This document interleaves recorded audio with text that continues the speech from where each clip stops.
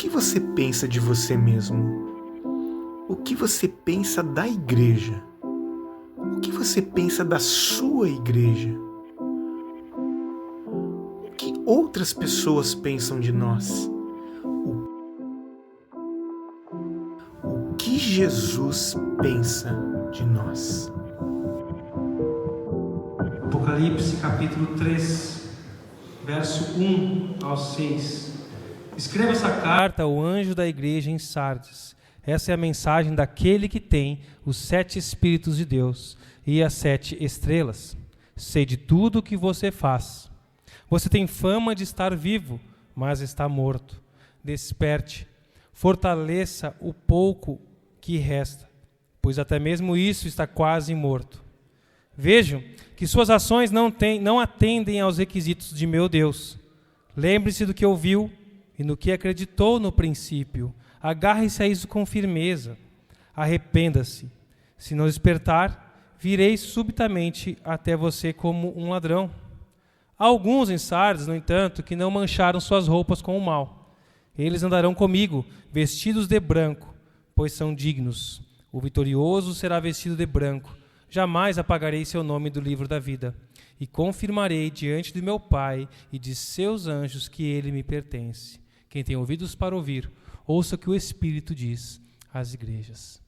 Feche seus olhos mais uma vez. Jesus, Tu é a palavra, Teu é o poder, ó Pai, Teu é o Espírito, o domínio, e para Ti seja toda a glória. Por isso, ministra o nosso coração.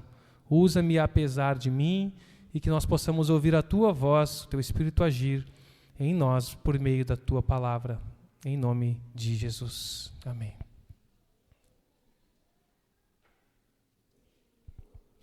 Alguém gosta de observar estrelas? Eu estou sem o passador de slides, tu pode me alcançar, por favor? Daí eu não te dou serviço aí, ou tu fica aí trabalhando. Alguém gosta de observar estrelas? Eu não tenho hábito assim profundo, nem conhecimento de astronomia, não astrologia, também não. Mas eu gosto de contemplar os céus. Eu gosto de contemplar o céu estrelado em ambientes de escuridão. Eu gosto de olhar para o céu na escuridão e observar as estrelas quando nada ofusca a luz delas. E eu fiz isso no Amazonas, lá no meio do rio de noite. Fui caçar aquele jacaré ali que vocês viram. Mas aquela noite estava escura, não tinha lua e estava um pouco nublado. Mas o lugar que mais marcou minha memória foi no sertão nordestino, no interior do Piauí. Um breu total, assim, mas o céu estrelado, fantástico, luzes que eu nunca vi. Quando tu começa a enxergar aqueles feixes de luz no céu, assim, aqueles desenhos todos que, nossa, por que eu nunca tinha visto isso na minha vida? Nunca parei para olhar. E a gente contempla, né? E a grandeza de Deus é tão absurda de se imaginar que aquelas estrelas, a mais perto de nós, fica a trilhões de quilômetros de distância. Trilhões. A grandeza de Deus é enorme. E os astrônomos, para nos ajudarem a dimensionar isso, se é que é possível, criaram a unidade de medida que é anos-luz, que é a distância que na velocidade da luz se percorre em 1 ano. Para você ter uma ideia, a velocidade da luz, que é 300 mil quilômetros por hora, ela dá 8 voltas no centro da Terra em 1 segundo. Em 1 segundo, 8 voltas no centro da Terra. E a estrela mais perto de nós demoraria 4 anos nessa velocidade para se chegar nela. É algo inimaginável, assim, né? É um pouco fora assim, da nossa realidade. E essa informação, a gente pode calcular que se uma estrela que está distante de nós 25 anos-luz, e existem estrelas há muito mais, mas ela está 25. Se ela já morreu há 5 anos atrás, nós ainda vamos enxergar a luz dela por mais 20 anos. Vamos pensar que ela está ali. Nós só olhando ao céu, identificando, daqui 20 anos ela vai se apagar, mas ela já morreu há 25 anos. E essa situação, ela pode ilustrar bem a realidade de algumas igrejas. Elas parecem existir, parecem brilhar por causa de algo que já brilhou no passado, mas que está no passado, já não existe mais. Olhando para algumas igrejas ou indivíduos, né, a gente pode pensar que nada mudou naquela pessoa. Essa pessoa nada mudou, mas a luz verdadeira já não existe mais. O que a gente vê talvez ainda é algum relance do passado. E é para uma igreja assim que Jesus escreve a 5ª carta que nós estamos olhando nessa série de mensagens do que Jesus pensa de nós. E nem a própria igreja de Sardes tinha consciência do estado em que se encontrava. Essa carta, ela é pesada, ela não tem nenhum elogio. E eu conversei com Jesus, Jesus, já parece que a gente está ficando num clima tão pesado e agora a próxima mensagem não tem nenhum elogio, parece que é só mais paulada, Senhor Jesus. Jesus, eu amo as minhas ovelhas. Prega o que tem que falar no texto. É que o texto diz. A única coisa boa nessa igreja aqui de Sardes, num contexto geral, era uma reputação do passado. Outras igrejas olhavam para eles e podiam se impressionar. Uau, que igreja! A maioria daquelas pessoas, talvez, era bem vista aos olhos de outras igrejas da região. Aquela igreja sim, hein? Aquela é massa. Olha que legal aquela igreja. A cidade falava bem da igreja. Tinham talvez uma fama na região, mas não era assim que Jesus pensava deles. Não era assim aos olhos de Cristo. E como é interessante a conexão que Jesus faz entre a mensagem anunciada e o contexto da cidade. A gente tem observado isso, como a forma que Jesus adverte, elogia e fala com aquela igreja faz muito sentido ao contexto que eles estão vivendo. E nós vamos falar um pouco dessa cidade ao longo do texto.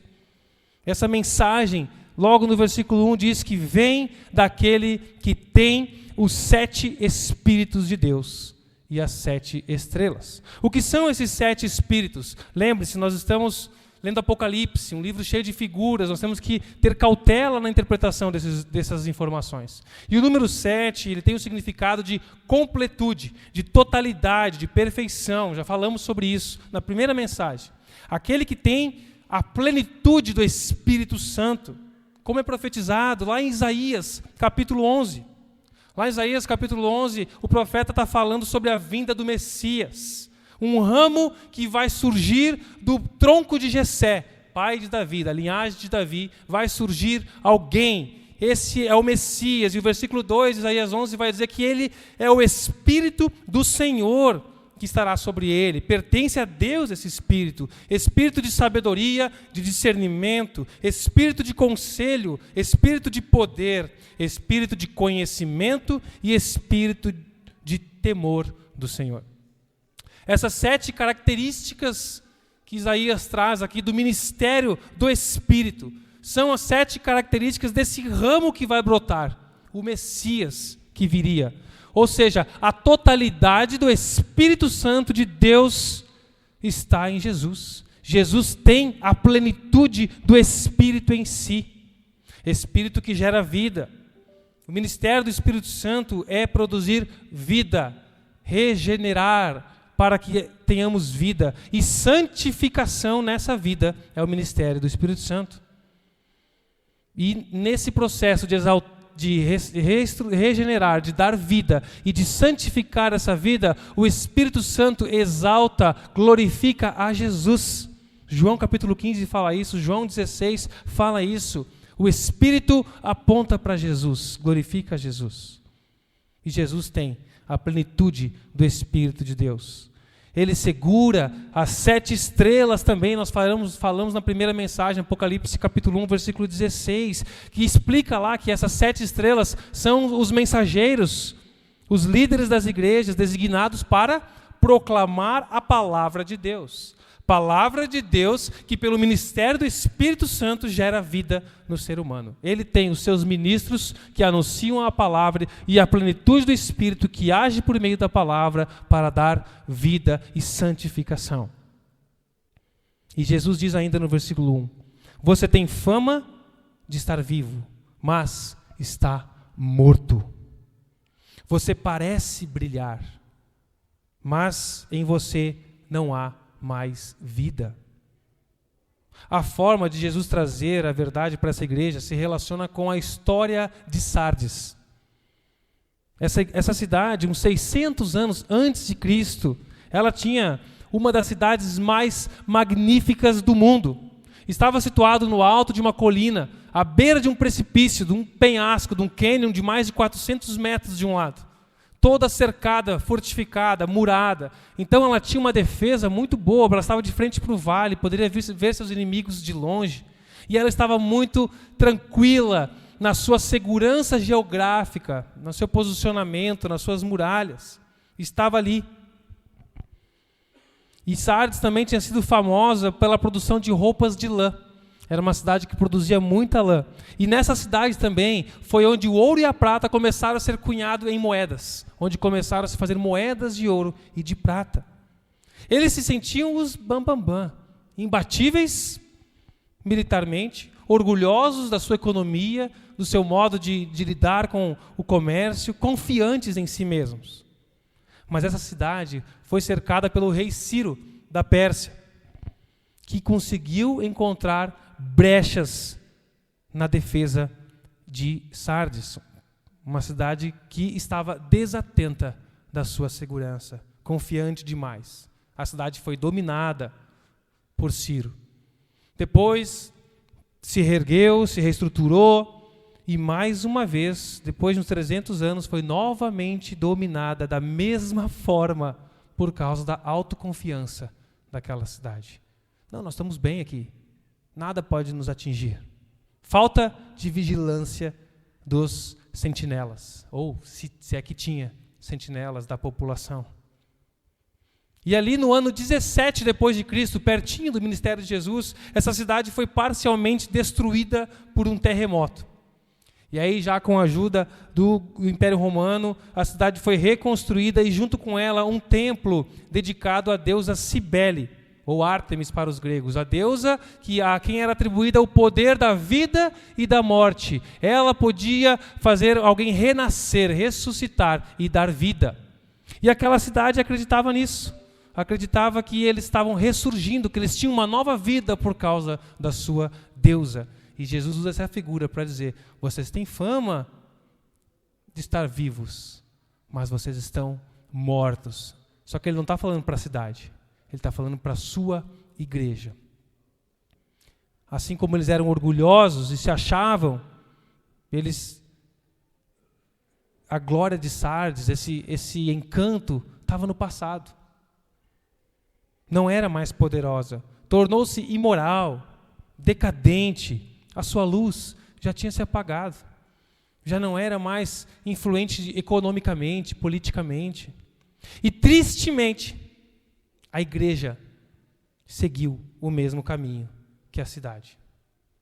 Jesus, ele sabe de tudo, e ele diz o que pensa, ele diz o que sabe sobre essa igreja.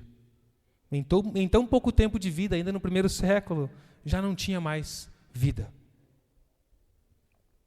Era uma igreja que reproduzia a tendência da cidade. Parecia estar viva, mas estava morta. A igreja era bem vista por outras igrejas, pela cidade, mas não aos olhos de Deus. Ao invés de influenciar, ela foi influenciada e se tornou como a cidade.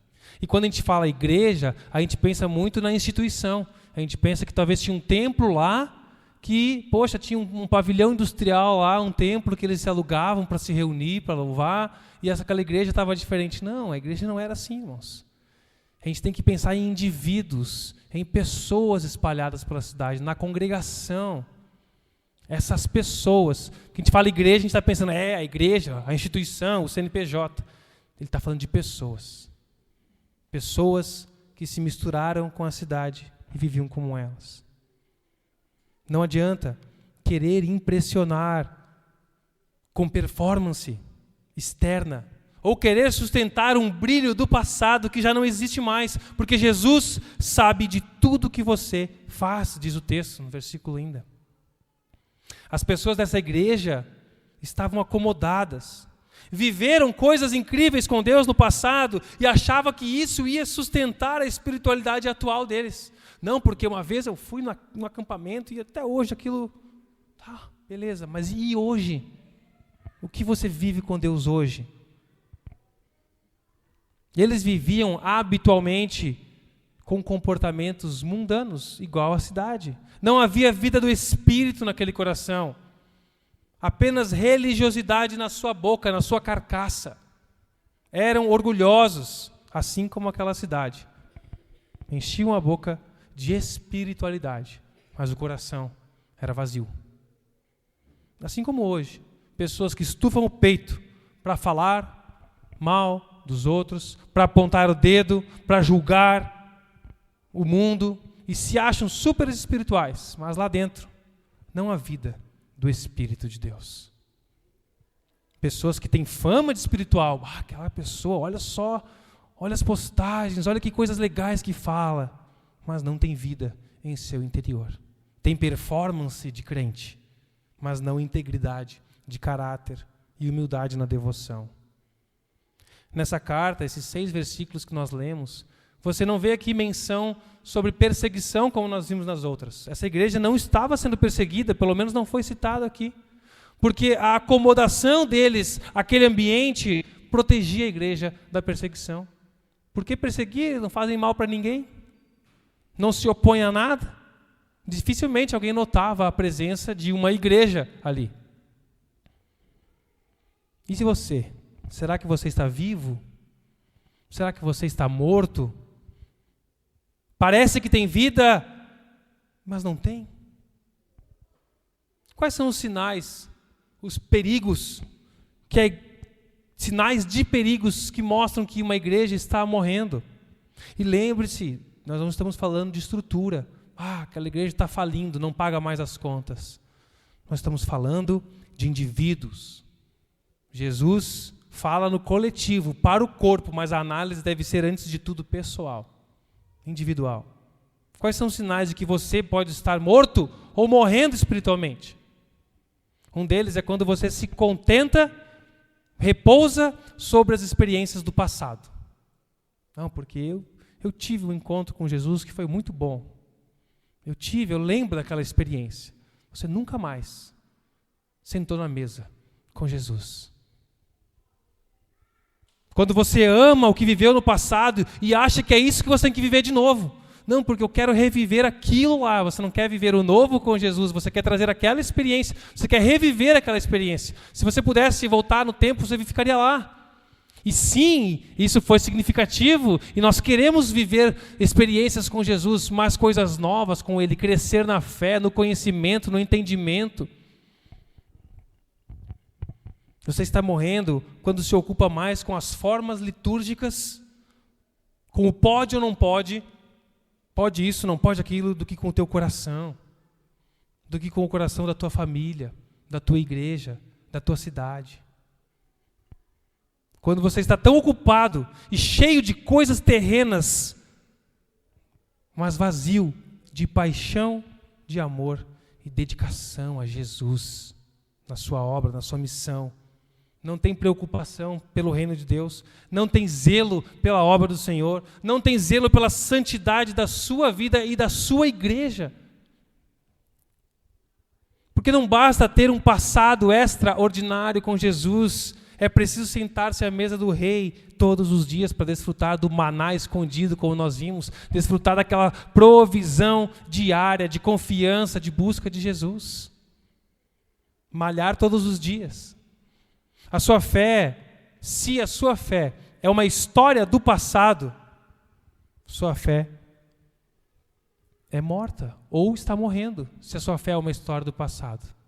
Mas, se a sua fé é uma fé viva, ela deve ainda produzir frutos hoje. E é por isso que Jesus está nos falando, desde o início do ano, é tempo de amadurecer, Igreja Batista da Rocha. É tempo de frutificar, e frutos de santidade. Naquela igreja havia gente morta espiritualmente. Os discípulos fakes. O joio. Alguns naquela igreja tinham olhos terrenos, olhos carnais. Não tinham olhos espirituais. Não enxergavam o reino de Deus. Eles precisavam ganhar uma nova vida espiritual. Serem salvos, vida que só o Espírito de Deus pode dar. Mas também havia naquela igreja aqueles que estavam morrendo, entristecendo o Espírito Santo por se amoldar à cultura daquela cidade. E Jesus chama esses para despertar. Ele se dirige a esses que estão fracos. Ele logo traz um alerta. É tempo de despertar. O versículo 2 ele começa: desperte. O conselho de Cristo para a igreja começa com um chamado para despertar. Acordem. Seria como, literalmente, algumas traduções colocam, né? Sejam vigilantes, fiquem alertas. No final da exortação, no versículo 13, ele vai dizer: se não for assim, se você não despertar, eu virei subitamente até você, como um ladrão. Ao ouvir esse tipo de exortação, lá em Sardes, eu não acho que eles não iam lembrar da história de uma cidade acomodada, tranquila, estamos protegidos, não precisamos de vigilância, não precisamos de sentinela, e de repente são invadidos. Desperta, senão eu vou vir com você como um ladrão. Essa linguagem de pegar subitamente.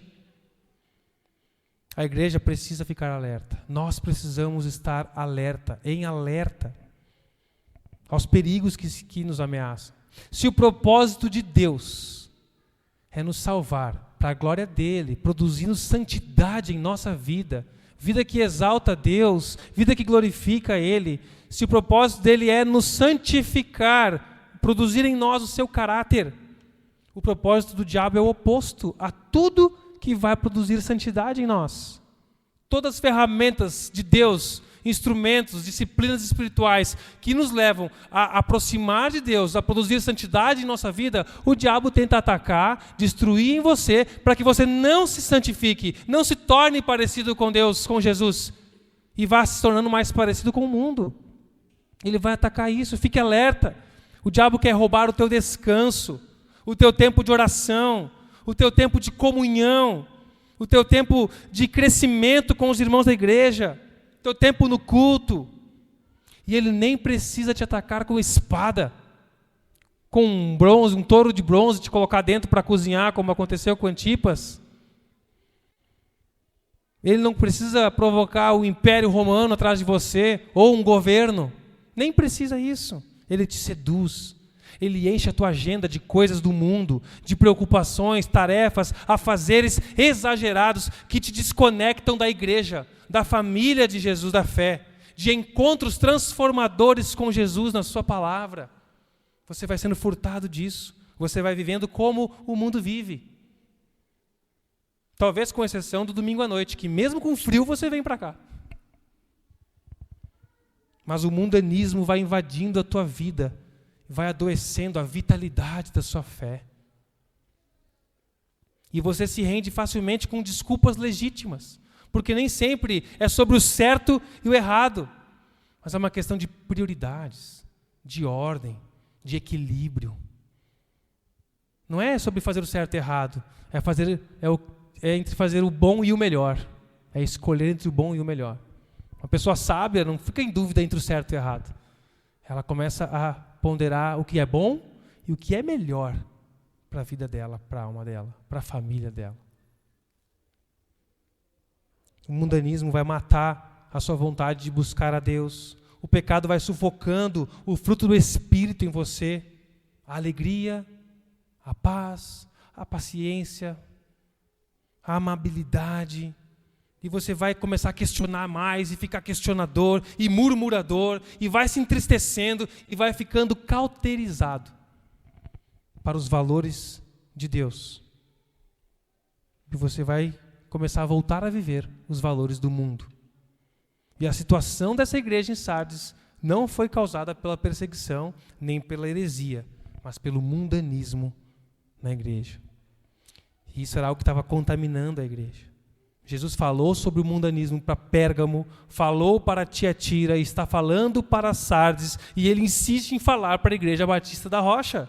Abandonem as paixões deste mundo, não sejam mundanos. Isso tem a ver com onde está o teu coração. Não é, e eu não estou refutando o que a Ana disse, mas não é só sobre o que tipo de música você ouve. Não é só sobre onde você vai, ou o que você bebe na sexta-feira à noite.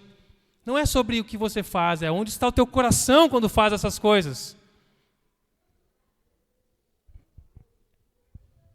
Essa pode parecer uma advertência muito dura da parte de Jesus. Mas outra vez eu digo, Ele está chamando seus filhos para um caminho da vida. Ele se importa com a gente, por isso que Ele nos exorta, nos alerta. A exortação, a repreensão é um dos meios de Jesus para preservar aqueles que são seus. Ele coloca placas, Ele coloca orientações, Ele chama para preservar aqueles que são seus. Esses vão ouvir a sua voz, a voz do bom pastor, vão atender a sua repreensão, vão ajustar as suas rotas, porque nós precisamos dessas exortações de Jesus. Mas graças a Deus, nem tudo está perdido. Ainda há esperança. E por isso, Jesus deixa instruções para essa igreja, instruções para nós. Ainda há esperança. Versículo 2 diz, fortaleça o pouco que resta, pois até mesmo isso está quase morto. Vejo que suas ações não atendem aos requisitos de meu Deus. Então lembre-se do que ouviu e no que acreditou no princípio. Agarre-se a isso com firmeza. Arrependa-se. Jesus tem a plenitude do Espírito que pode reavivar a sua igreja, dar vida para os mortos, curar os enfermos espirituais, trazer à consciência esses que estão alienados, trazer a vida. O primeiro é despertar para essa realidade. Desperta, vigie. O segundo, ele diz, se fortaleça, se nutrir, alimentar-se, buscar a Jesus, buscar a sua graça, buscar o seu poder no Espírito. Buscar a vontade revelada de Deus, a Bíblia.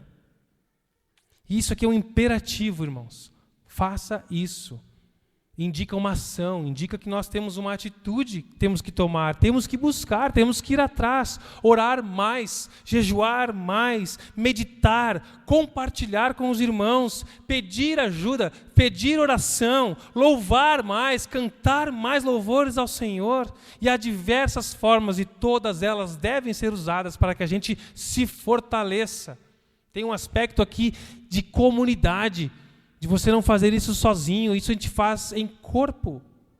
Precisamos voltar os olhos para a realidade espiritual, porque a forma como nós estamos fazendo pode não estar satisfazendo a Deus. Ele diz aqui no versículo que nós não atendemos os requisitos de Deus.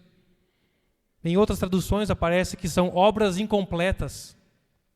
O que está faltando aqui se são incompletas? Porque elas não têm o coração, não tem o primeiro amor, é sem qualidade espiritual, sem devoção na entrega. Não é fazer por fazer, é fazer porque quer fazer, porque ama fazer. Não basta ir nos cultos, não é sobre tocar na igreja, não é sobre limpar a igreja, não é sobre dar aula, não é sobre ir no GC, é sobre onde você está, não é sobre onde você está indo, mas é sobre onde está o teu coração quando você está indo. Teu amor. Você está entregando o teu melhor para Deus? Está entregando o teu melhor vigor, os anos da tua juventude? Está entregando a tua melhor energia do dia para o Senhor? Está entregando a tua melhor disposição? Está entregando as tuas primícias, os teus recursos? O que você entrega tem qualidade? Terceiro, lembre-se do que ouviu. Ele está falando para crentes já. Lembre-se, você já ouviu, já ouviram isso. Está falando para aqueles que estão quase morrendo. Vocês já ouviram, já confiaram na boa notícia de que Jesus veio, viveu e executou o plano de Deus em obediência. Plano que salva, cura, liberta, nos desenvolve e nos santifica. É necessário lembrar os ensinamentos dos apóstolos. E a essa altura aqui, no final do primeiro século, todo o Novo Testamento já tinha sido escrito, as cartas já estavam circulando entre as igrejas. Então eles tinham ali o texto, a carta de Paulo ao Timóteo, para outras igrejas, eles tinham instrução apostólica, tinham que voltar para isso. Os crentes de Sardes precisavam reafirmar a sua crença na verdade sobre Jesus, sobre pecado, sobre salvação, sobre santificação e viver à luz desse conhecimento. Porque o conhecimento em si não transforma, mas ele, com a ação do Espírito Santo na devoção, nos leva a uma nova prática de vida, renovando a nossa mente. É voltar para a Bíblia, praticar aquilo que se aprende, irmãos. O quarto, ele diz, agarre-se, mantenha nesse ensino, mantenha o teu coração nisso, no teu dia a dia. Lembre-se e se agarre, carregue isso com você, não só no domingo, é na segunda, é na terça, isso tem que influenciar o teu modo de viver. E por último vem o que está presente em 5 das cartas dessas 7 que a gente vai ler, até os próximos 2 domingos, diz, arrependa-se. Está por último, mas é como se fosse aquele final que é a primeira coisa. Isso tudo tem que começar pelo arrependimento. Esse processo de avivamento, de dar vida ou de reavivar, inicia com arrependimento. Reconhecer seus atos e pensamentos pecaminosos, sujos, colocá-los diante de Jesus em sincera devoção, contrição, pedindo perdão, pedindo ajuda para recomeçar, pedindo ajuda para Jesus, pedindo ajuda para a igreja. Arrependa-se e fortaleça-se nas disciplinas espirituais. Lembre-se, volte-se para a palavra de Deus, apegue-se a ela, deixe isso conduzir o teu coração, as suas vontades, as suas ações, e você será reavivado por aquele que tem a plenitude do Espírito, os 7 Espíritos. Se isso não acontecer, ou seja, se você não despertar, se você viver na mesmice da religiosidade, viver no automático, não buscar o reavivamento do Espírito, Jesus virá como um ladrão. E essa imagem carrega sempre a ideia de um julgamento surpresa, de um juízo inesperado. Para os discípulos fakes, os convencidos e não os convertidos, é o fim. Nessa igreja tinha discípulos fakes, tinha gente morta espiritualmente, mas também tinha os cristãos doentes, fracos. E também havia alguns poucos que tinham vida. Jesus, com o seu Santo Espírito, também encoraja aqueles que estão vivos. Versículo 4 diz, há alguns em Sardes, no entanto, que não mancharam suas roupas com o mal. Uma tradução mais literal traria alguns poucos nomes. Ele está comunicando a ideia de que Jesus sabe de cada um, sabe o nome desses que não estão se misturando com o mundo, se contaminando. Ele conhece os seus discípulos fiéis. E a figura das vestes na Bíblia, ela se refere sempre ao caráter. Na maioria das vezes tem a ver com a conduta da pessoa, as suas vestimentas. Não é uma sujeirinha pontual que ele está falando aqui. Não é um derramar aqui, um respingar de uma refeição. A tradução literal e outras traduções que vocês têm aqui é contaminar. É uma mancha com o mal. Não é algo concreto, é mais abstrato. É por toda a roupa. Ele está falando de um estilo de vida contaminado. Aqueles mortos espiritualmente que estão na igreja estão contaminando a igreja com o mal. E outros estão morrendo, estão doentes. Mas há alguns poucos vivos que não se deixaram contaminar por esse mundanismo. Não adaptaram seu estilo de vida ao estilo da cidade. Não sujaram suas roupas com o pecado das paixões pelas coisas da terra, com o abandono do amor e dedicação no serviço a Jesus. Eles não viviam do mesmo jeito que a sua cultura vigente. Eles não tinham as mesmas paixões no seu coração. Não buscavam as mesmas coisas. E o que eu e você temos buscado? O que nós temos buscado nessa vida? Quais nossos objetivos de vida? Será que os nossos objetivos são os mesmos que o mundo tem e propõe? Será que nós estamos sendo guiados, olhando no futuro, nossa vida, e sonhando com as mesmas coisas que esse mundo sonha tão somente? Não tem nada de espiritual, de Deus, de devoção, de generosidade, de contentamento, de ministérios, de desenvolvimento espiritual nos nossos sonhos e anseios. Os fiéis que estão despertos, estão atentos a essas ciladas, esses de Jesus no versículo 4 e 5, andarão comigo. Está falando de salvação, da eternidade, da vida eterna, da vida plena em Jesus e com Jesus, que começa aqui. Vestidos de branco, pois são dignos. O branco indica pureza, santidade, um estilo de vida que reflete o caráter de Deus. Jesus então repete esse conceito que vai repercutir na eternidade no versículo 5. O vitorioso será vestido de branco. Vestes brancas também eram usadas em comemorações de batalhas conquistadas. Eram celebração de uma vitória. Mas a referência principal aqui é que Ele vai nos vestir com a sua pureza e a sua santidade para a gente celebrar essa vitória definitiva para sempre, sem a presença do pecado. Aleluia! Amém! E Ele ainda promete: jamais apagarei seu nome do livro da vida e confirmarei diante do meu Pai e de anjos que Ele me pertence. Algumas pessoas transformam essa promessa em uma ameaça. E ao contrário disso, Jesus não está ameaçando tirar o nome de ninguém do livro da vida. Ele já falou que não fará isso aos seus filhos. Ele já garantiu que ninguém arrebatará as suas ovelhas da sua mão.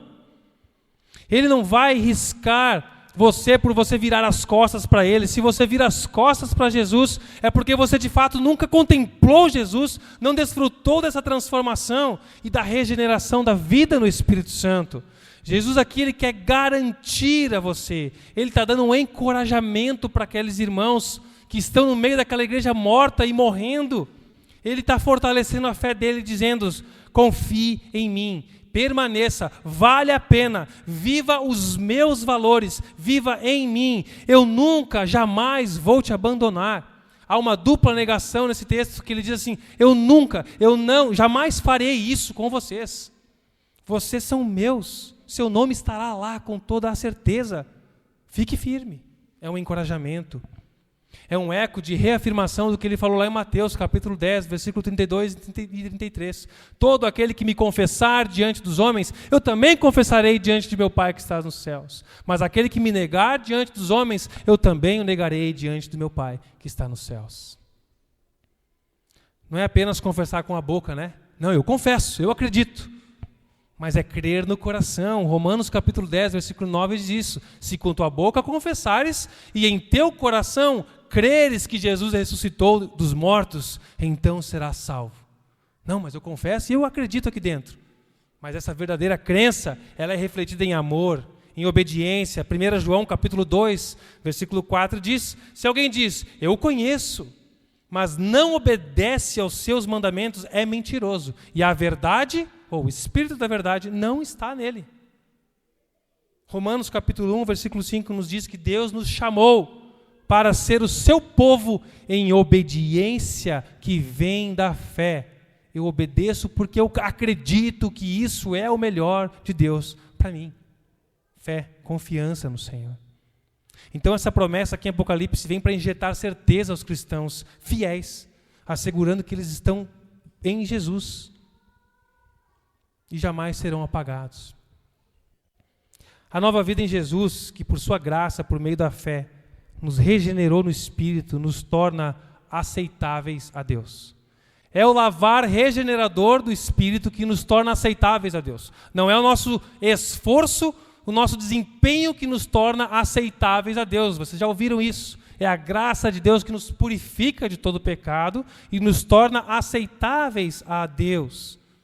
Isso é em relação à nossa salvação, mas isso não é sinônimo direto de uma vida pura e santa aqui, porque é o desenvolvimento da nossa santidade que nos torna agradáveis a Deus, a nós mesmos e uns aos outros.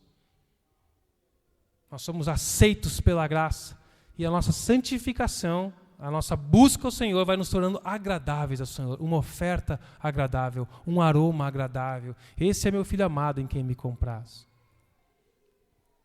Graça de Deus significa ausência de mérito, mas não significa que a nossa vida com Ele, nós vamos ter ausência de esforço, de dedicação, de labor para desfrutar dessa vida de santidade. Santidade é intimidade. O propósito de Deus pelo qual Ele te salvou é te dar qualidade de vida, que começa aqui. Alegria para você, para que você seja uma oferta agradável. E isso tem a ver com a santificação. Um desfrute dos propósitos de Deus para você, dos sonhos de Deus para você, do viver aquilo para o que Ele te chamou, na sua carreira, na sua vocação, na sua família, no seu ofício, nos seus ministérios. Fora da santidade, só a morte. Sem santidade, ninguém verá a Deus.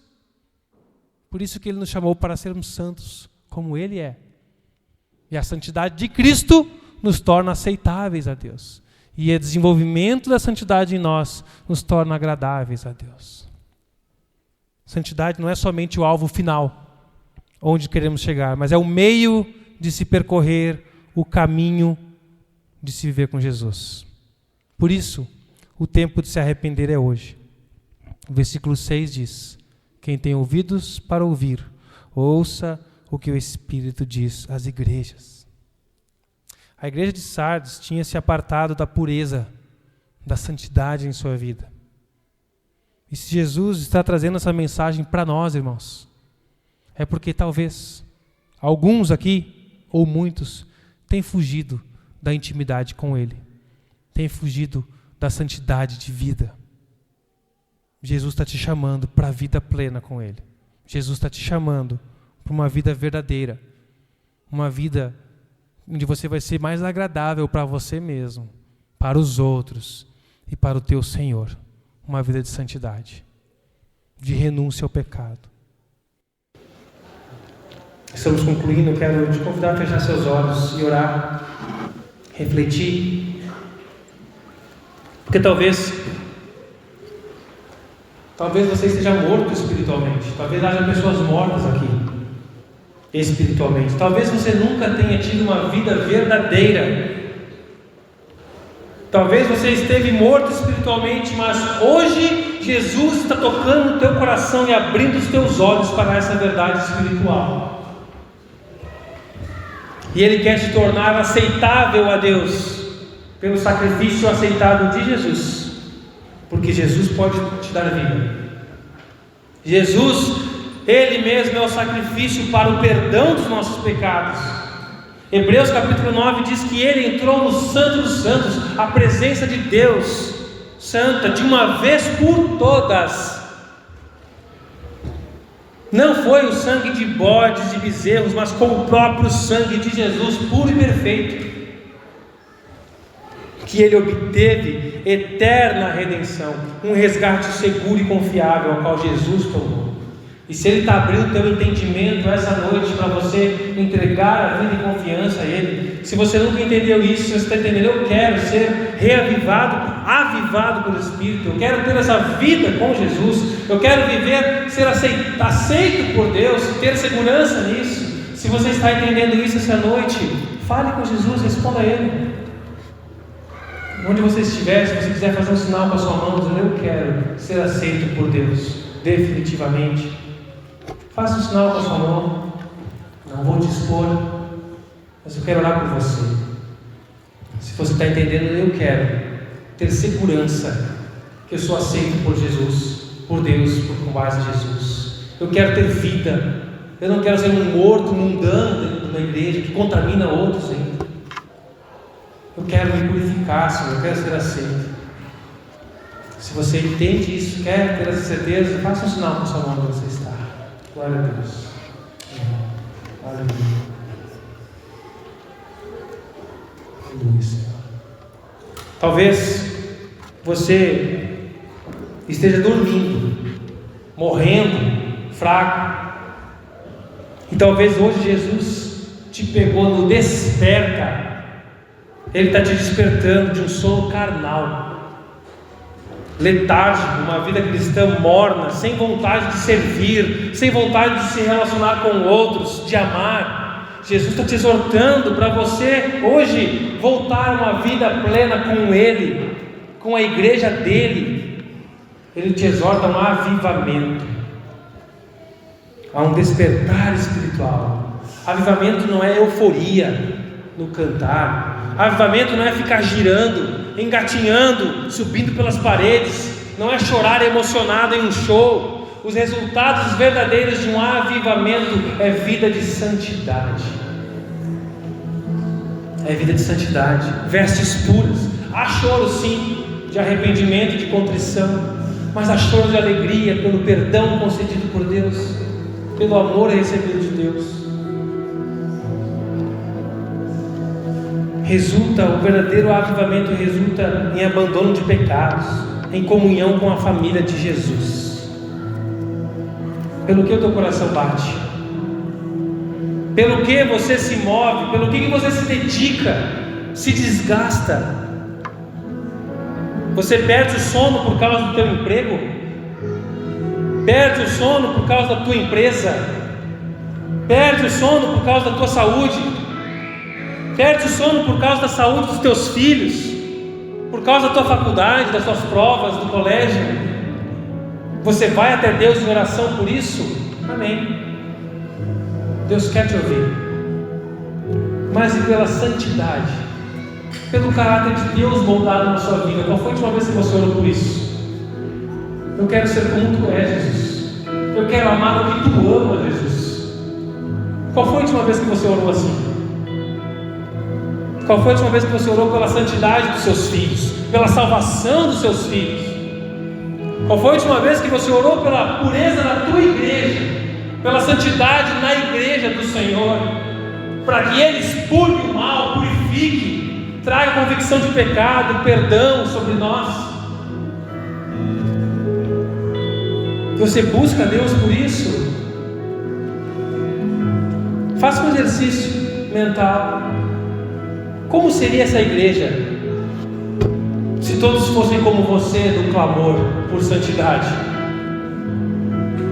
Como seria essa igreja se todos fossem como você na fidelidade da contribuição financeira?